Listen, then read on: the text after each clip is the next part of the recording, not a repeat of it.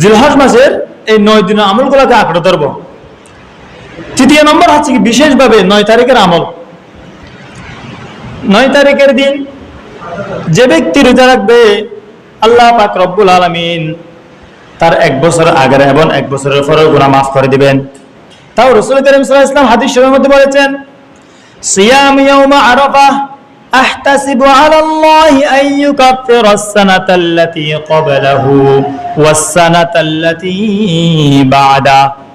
বিশ্বনবী সাল্লাল্লাহু আলাইহি ওয়াসাল্লাম বলেছেন, কোন ব্যক্তি যদি 9 তারিখের একটা দিন মাত্র রোজা রাখে, অর্থাৎ আরাফাতের দিন রোজা রাখলে আল্লাহ পাক রব্বুল আলামিন 1 বছর আগের এবং 1 বছরের পরের গুনাহ মাফ করে দিবেন। বলেন সুবহানাল্লাহ।